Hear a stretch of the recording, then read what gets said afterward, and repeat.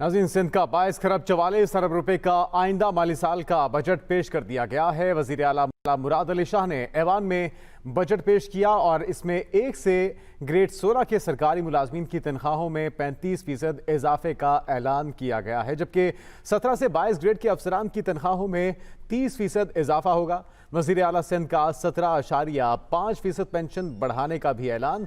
वज़ीर आला सिंध का कम से कम तनख्वाह 25,000 पर 35% इजाफे का ऐलान भी किया गया। KM अब्बासी हमारे नुमाइंदे, उनसे मज़ीद तफसीलात जानते हैं। KM अब्बासी, अवाम को और आम आदमी को क्या रिलीफ दिया गया इस बजट में? जी बिल्कुल, इस बजट की खास बात यह है कि ये टैक्स फ्री बजट लाया गया है। वज़ीर आला सिंध ने आज सिंध असेंबली में बजट पेश करते हुए इस बात का ऐलान किया और उनका ये कहना था कि जो ये नए वाली साल का बजट लाया गया है ये टैक्स फ्री है, इस पे कोई नया टैक्स नहीं लागू किया गया। जबकि बात की जाए बजट की, तो बजट का कुल हजम जो है वो 22 खरब जो है 44 अरब रुपए रखा गया है। इसी तरह से जो है अमन अमान के हवाले से 160 अरब रुपए रखे गए हैं। महकमा सेहत के लिए जो है 44 अरब रुपए रखे गए हैं, जबकि महकमा तालीम के लिए जो है वो 332 अरब रुपए रखे गए हैं। इसी तरह से जो मुलाजमीन है, सरकारी मुलाजमीन की तनख्वाह में 35% इजाफा किया है ग्रेड 1 से 16 तक, जबकि जो है ग्रेड 17 से 22 तक जो है 30% इजाफा किया गया है, जबकि पेंशन में जो है 17% इसी तरह से इजाफा किया गया है। मजमूई तौर पर जो है एक बजट लाया गया है सिंध हुकूमत की जानिब से और वज़ीर आला सिंध का ये कहना था कि इस्तेहकाम जो है पाकिस्तान के अंदर सिर्फ पीपल्स पार्टी ला सकती है। इस वक्त पाकिस्तान के इस्तेहकाम की बात की जा रही है और आज मैं जो है इस जो कि 5 साल की दौरे हुकूमत है उसमें मैं 5वां बजट पेश कर रहा हूँ, जबकि मजमूई तौर पर वज़ीर आला सिंध ने आज 11वां बजट पेश किया है। इस दौरान जो है वज़ीर आला सिंध का ये कहना था कि पाकिस्तान के लिए जो है पीपल्स पार्टी बेहतरी ला सकती है।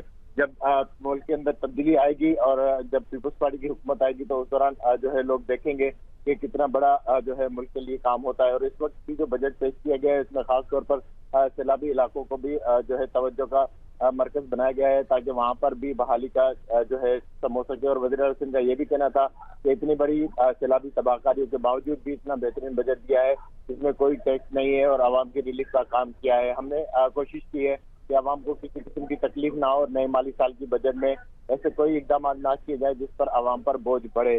जबकि इस दौरान उन्होंने PTI के अराकीन, जो कि आज सिंध असेंबली का इजलास था जहाँ पर वज़ीर आला सिंध ने नए माली साल की बजट पेश की, उस दौरान अपोजिशन के जो अराकीन थे PTI के उन्होंने आज असेंबली इजलास में शिरकत नहीं की। ताहम वज़ीर आला सिंध ने उनको भी दावत दी कि जो भी जराइम में मुलविस नहीं, जो भी 9 मई के वाक़यात में मुलविस नहीं है उनको रिलीफ दिया जाएगा, वो आ सकते हैं और इस असेंबली इजलास में जो है शिरकत कर सकते हैं, उनको कोई हाथ नहीं लगाएगा। लेकिन क्योंकि 27 के करीब अराकीन थे तहरीक इंसाफ के, जिन्होंने आज भी सिंध असेंबली के इजलास में शिरकत नहीं की, जबकि MKM और GDA के अराकीन यहाँ पर मौजूद रहे। इस दौरान जो है तकरीबन 3 घंटे तक वज़ीर आला सिंध ने बजट पर स्पीच की है और अपने मुख्तलिफ महकमों के मुतालिक ब्रीफिंग दी है। जी।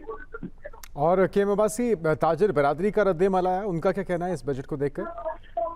जी बिल्कुल, ताजिर बिरादरी हो या फिर आम आवाम, क्योंकि इस वक्त कोई नया टैक्स नहीं लगाया गया जिसकी वजह से लोग भी काफी इस बारे में खुश हैं, क्योंकि हमेशा ये देखा गया है कि जब नए टैक्स लगाए जाते हैं तो उस दौरान लोग जो है उस पर काफी एतराजात करते हैं। लेकिन इस वक्त जैसे स्पीच खत्म हुई तो वज़ीर आला सिंध ने कहा कि क्योंकि इस वक्त सैलाबी तबाहकारियां हुई थी इसके अंदर, तो हमने कोशिश की है कि किसी किस्म का भी नया टैक्स नहीं लगाया जाए। और इसी जो है इसी तरह ताजिर बिरादरी भी जो है, क्योंकि अभी बजट खत्म हुई है, उसके बाद ताजिर बिरादरी भी इस बजट पर अपना जरूर मौक़िफ़ देगी, उनका क्या मौक़िफ़ रहता है। लेकिन मजमूई तौर पर अगर देखा जाए तो कम ही लोग हैं जो इस बजट पर एतराज़ात कर रहे हैं, क्योंकि इसमें कोई ऐसी नई चीज जो है नया टैक्स लागू नहीं किया गया। अगर टैक्स लागू किया जाता तो इसमें काफी जो है मामला तो हो सकते हैं। इस वक्त भी जो मेन प्रोजेक्ट दिए गए हैं, अगर कराची की बात करें तो 12 अरब रुपए के जो है मेगा प्रोजेक्ट दिए गए हैं। पहले भी कराची के अंदर जो मेगा प्रोजेक्ट दिए गए थे, फ्लाईओवर्स, सड़कों की तामीर और दीगर जो यहाँ पर जो के मंसूबे लाए गए थे। और इसी तरह से अब जो है सेफ सिटी के हवाले से, जो कि पहले भी माजी में भी पीपल्स पार्टी जो है इस पर ऐलान करती रही कि कराची को सेफ सिटी जो है प्रोजेक्ट दिया जाएगा, लेकिन इस मरतबा भी 20 जो है करोड़ रुपए खुसूसन सेफ सिटी प्रोजेक्ट के लिए रखे गए हैं, जहाँ पर जदीद किस्म के कैमरे लगाए जाएंगे। इस वक्त भी शहर के अंदर जो नेटवर्क है वो सरकारी कुछ जो कि CCTV कैमरा का नेटवर्क है, कुछ जो है बल्दिया उज़्मा के कैमरे हैं, कुछ पुलिस की तरफ से लगाए गए हैं तो मजमूई तौर पर मॉनिटरिंग का अमल तो है, लेकिन उस तरह का नहीं है जो सेंसिटिव प्रोजेक्ट जिस तरह से होना चाहिए। तो इस बजट में भी जो है 20 करोड़ रुपए रखे गए हैं। इस तरह से जो तरक्याती के मजमूई जो बजट रखी गई है जिसमें मेगा प्रोजेक्ट लाए जाएंगे वो 12 अरब रुपए है। जी। और बेसिक सैलरी बुनियादी तनख्वाह में कितना इजाफा किया गया केमोबाजी?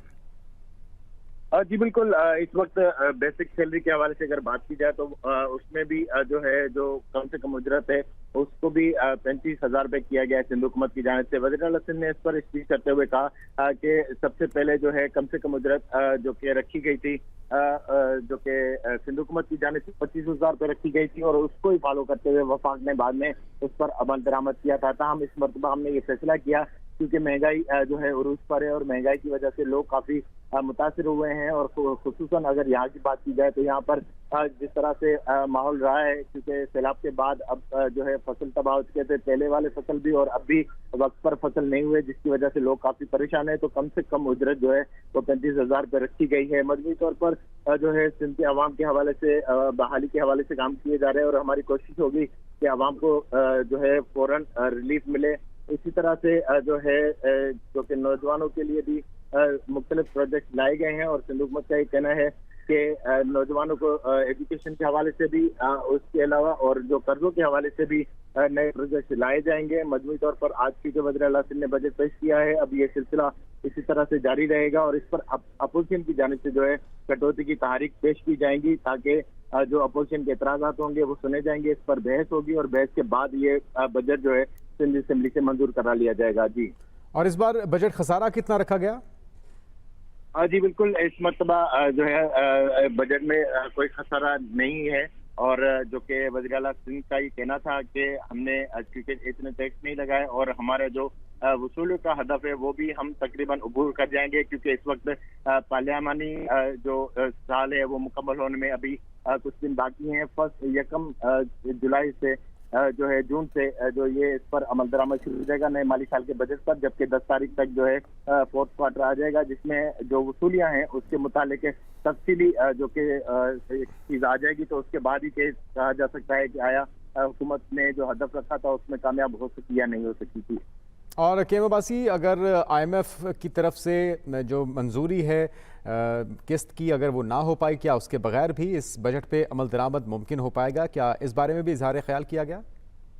जी बिल्कुल। IMF की तरफ से भी जो कि अगर होता है क्योंकि इस वक्त जो हुकूमत की जानिब से ये बजट पेश किया गया है और IMF के साथ क्या मुआहदे रहते हैं और वफाक के पास कितने बजट रहती है और सिंध से वसूलियों का क्या होता है क्योंकि ये सारी चीज जो है वो सिंध हुकूमत की जानिब से जो बजट बनाया जाता है उसका तमाम तर ताल्लुक जो है वो वसूलियों के ऊपर होता है कि आया कितना रेवेन्यू जनरेट होता है और उसके बाद ही उस पर अखराजात रखे जाते हैं। सपोज अगर कहीं पर 2 अरब रुपए रखे गए हैं लेकिन अगर फंड्स की कमी हुई तो उसके लिए इस बजट में जो कि मुकम्मल प्रोजेक्ट 2 अरब रुपए का है लेकिन उसके लिए सिर्फ 25 करोड़ रुपए ही रखे जाते हैं ताकि जितने फंड्स होते हैं उस हिसाब से फिर खर्चे भी चलाए जाते हैं। ये मजमूई तौर पर जो है बजट दिया गया है लेकिन बजट के बाद जिस तरह से फंड्स वफाक से रिलीज होंगे तो उसके बाद ही उन प्रोजेक्ट पर फंड जो है खर्च हो सकते हैं क्योंकि तमाम रेवेन्यू जो जनरेट होता है वो वफाक में जाता है और वफाक के बाद ही जो है सूबों को पैसे मिलते हैं जिसके बाद जो है जो सिंध हुकूमत की जानिब से या किसी भी सूबे की जानिब से जो कोई प्रोजेक्ट दिए गए हैं